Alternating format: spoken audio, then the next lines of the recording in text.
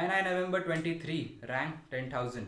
INI May 24, rank 3783.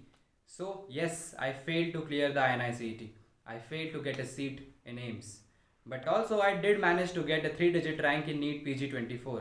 तो अगर तुम इस वीडियो को इस एक्सपेक्टेशन से देख रहे हो कि मैं कोई रामबाण एकदम ताबड़तोड़ स्ट्रैटेजी बताऊंगा INI क्रैक करने को लेके, तो शायद वो पूरा सच नहीं है। देखो, जो चीज़ मैं नहीं कर पाया उसके बारे में मैं तुम्हें ज्ञान नहीं दे सकता हूँ। ये मेरा रूल है कि उसी को फॉलो करो जिसने तुम्हारा जो ड्रीम है वो अचीव करके रखा हो। बट हाँ, जो मिस्टेक्स एंड गलतियाँ मैंने की एंड जो तुम अवॉइड कर सकते हो ताकि तुम अपना जो डिजर्विंग रैंक है, जिस भी प्रिपरेशन के साथ तुम जा रहे हो इतनी मेहनत करने के बाद, वो रैंक तुम्हें मिल सके without doing such silly mistakes. So yes, इस वीडियो में मैंने जो मिस्टेक्स करी INI सेट में वो डिस्कस करेंगे। साथ ही साथ एक सिनेरियो को भी डिस्कस करेंगे कि इन केस मेरा नीट में रैंक एज एक्सपेक्टेड नहीं आया होता तो मेरी पर्सनल अप्रोच क्या रहती फॉर द अपकमिंग INI नवंबर। इससे थंबनेल भी जस्टिफाई हो जाएगा, अप्रोच के बारे में भी बात कर लेंगे एंड मिस्टेक्स के बारे में भी बात कर लेंगे, ताकि ऐसा ना लगे कि मैंने क्लिकबेट किया हुआ है। Coming to the point, first we will discuss the mistakes. Personally मुझे ऐसा लगता है कि 2 क्रूशियल मिस्टेक्स थी INI में 2024 में। वो थी लास्ट रिवीजन साइकिल को अच्छे से टाइम ना कर पाना, अच्छे से प्लान ना कर पाना और अच्छे से एग्जीक्यूट ना कर पाना। और एक बात है यार कि मैंने वीडियोस देखे हैं यूट्यूब पे, लोगों को बोलते हुए सुना है कि यार you have to squeeze in your last revision in the last 10 days of the exam. मेरे को इस चीज़ का सेंस ही नहीं समझता। लास्ट के 10 दिन में तुम 19 सब्जेक्ट कैसे पढ़ सकते हो? सिर्फ पेज पलटाने को या सिर्फ BTR और DVT लास्ट के 10 दिन में करने को एक फाइनल रिवीजन नहीं कहते हैं। और यही सब मैंने भी सुना था। मुझे लगा तो 10 दिन में तो नहीं कर पाऊंगा, बट कोशिश करता हूँ शायद 20 दिन में कर लूँ, पर मैं 20 दिन में भी नहीं कर पाया। इसीलिए ये लास्ट 10 days में पूरी रिवीजन करने का जो बातें सुन रखी है ना हमने, उसको थोड़ा सा खुद लॉजिकली सोच के देखो, क्या वो एक्चुअली पॉसिबल भी है या फ्रूटफुल है अपने लिए। और एक बात बताओ, तुम्हें 19 सब्जेक्ट लास्ट के 10 दिन में करने ही क्यों है? अगर 19 सब्जेक्ट्स है उसमें से कम 10 से 12 सब्जेक्ट तुम्हारे स्ट्रॉन्ग किए होंगे तुमने इतनी प्रिपरेशन साइकिल से। तो अगर जो स्ट्रॉन्ग सब्जेक्ट्स है उनको तुम्हें लास्ट के 10 दिन में देखने की ज़रूरत पड़ रही है, तो क्या सच में वो तुम्हारे स्ट्रॉन्ग सब्जेक्ट्स है? मैंने प्रीवियस वीडियो में भी बोला था कि लास्ट के 10 से 15 दिन में तुम अपने वो वाले सब्जेक्ट्स करो। वो means weak and volatile subjects. मैंने भी मेरे फैब 7 सब्जेक्ट्स बनाए थे, जिसमें PSM, माइक्रो, एनएट, फार्मा, मेडिसिन, OBGYN सर्जरी था। ये हाई यील्डिंग भी है, इनसे बहुत सारे क्वेश्चंस भी आते हैं एंड मेरे लिए पर्सनली ये हार्ड टू मेमोराइज था। इसलिए मैंने इन सब्जेक्ट्स को अपनी रिवीजन साइकिल के लास्ट के 10 से 15 दिन में रखा था। लास्ट के कुछ दिनों में 19 सब्जेक्ट करने के पीछे मत भागो, अपने आप को बर्न आउट मत करो। तुम्हें एक अच्छी एग्जाम देनी है, इसके लिए तुम इतने टाइम से मेहनत करते आ रहे थे, तो थोड़ा लॉजिकली सोचो एंड स्मार्टली वर्क करो। मेरी जो INI मे के पहले लास्ट साइकिल थी वो 20 दिन की रखी थी। मैंने सोचा था कि 8 दिन में स्ट्रॉन्ग सब्जेक्ट कर लूँगा, 12 दिन में जो मेरे फैब 7 सब्जेक्ट्स है वो कर लूँगा, बट एक्चुअली वो एग्जीक्यूट ही नहीं कर पाया अच्छे से। मैं सिर्फ पेज नहीं पलटा सकता था ना कि यार सिर्फ देखने के लिए देख लूँ, सोचने के लिए समझ लूँ कि भाई मैंने कर रखा है, खुद की मन को फॉल्स शांति दे दूँ। तो इसीलिए एग्जाम के पहले क्रूशियल सब्जेक्ट्स रिवाइज करने रह गए मेरे। जैसे छोटी कॉपी रह गई थी, medicine, OBGY, surgery, micro and I guess biochem भी रह गया था। ये जो 5 सब्जेक्ट्स थे वो जो प्रीवियस रिवीजन साइकिल में करी थी उसकी जो नॉलेज थी अभी तक माइंड में रिटेन हुई, उसके भरोसे से मैं INI पेपर देने गया था। और लास्ट के रिवीजन साइकिल अच्छे से ना कर पाना, ये बहुत ज़्यादा इम्पैक्ट करा एग्जाम में। अभी दूसरे मिस्टेक की तरफ आते हैं, बट उसके पहले एक छोटी सी स्टोरी बताता हूँ। एक नदी थी, उसके अंदर कीमती पत्थर थे, 2 इंसान थे, A एंड B। उन दोनों में कंपटीशन थी कि सबसे ज़्यादा जो पत्थर लाएगा उसको उस हिसाब से पर पत्थर का प्राइज एंड रिवॉर्ड मिलेगा। तो A ने अपनी प्रिपरेशन करी, उसके हिसाब से वो 5 पत्थर ला सकता था।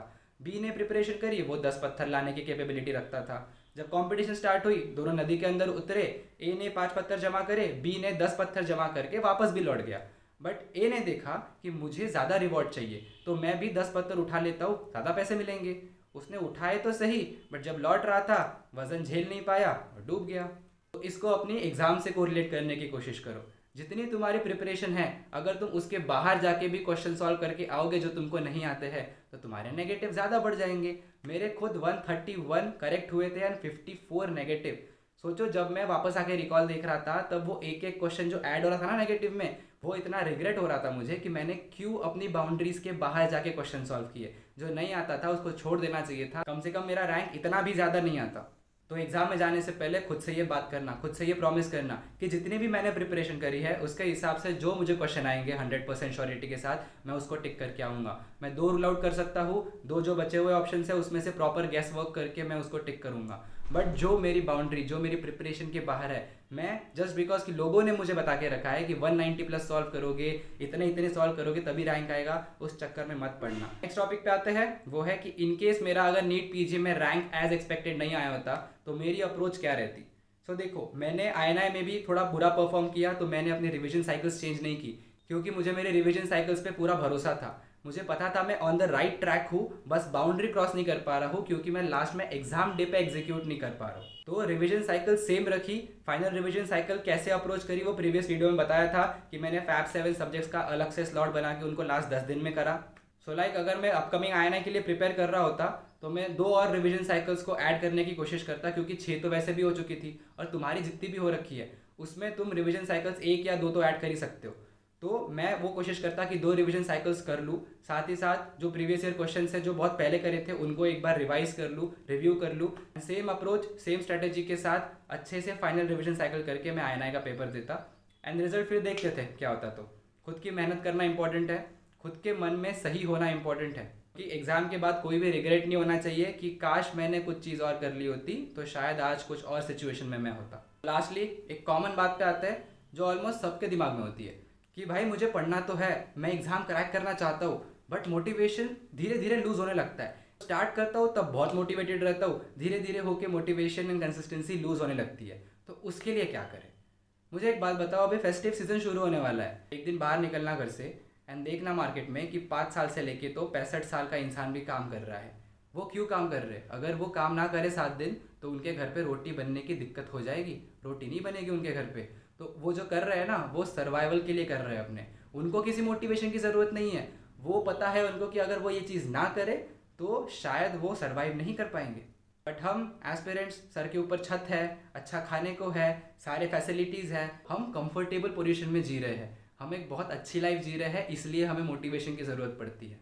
तो ये जो मोटिवेशन की बात है उसको अभी के लिए साइड में रख दो। अभी इस एग्ज़ाम को अपनी सर्वाइवल की तरह सोचो, तब जाके उसके लिए तुमको कोई मोटिवेशन, कोई इंस्पिरेशन की ज़रूरत नहीं पड़ेगी। तुम खुद उठोगे, तुम खुद काम करोगे और खुद के लिए ना एक रीज़न ढूंढो कि तुम्हें ये चीज़ करनी क्यों है। भाई एग्जाम क्रैक करनी क्यों है? और वो रीज़न कुछ भी हो सकता है बट मजबूत होना चाहिए, स्ट्रांग होना चाहिए। तुम्हें खुद को और पेरेंट्स को प्राउड फील करवाना है, फाइनेंशियली इंडिपेंडेंट बनना है, जिन लोगों ने तुम्हारे बारे में बुरा बोला था उनको दिखाना है। कुछ भी हो सकता है रीज़न, फर्क नहीं पड़ता वो कितना छोटा है कितना बड़ा हो, बट वो मजबूत स्ट्रांग होना चाहिए जो तुम्हें हर पड़ाव पे, जब भी तुम्हारा कॉन्सेंट्रेशन, तुम्हारा इंटरेस्ट लूज होने लगे ना, तब वो तुमको सामने जाने को पुश करे, कभी रुकने ना दे।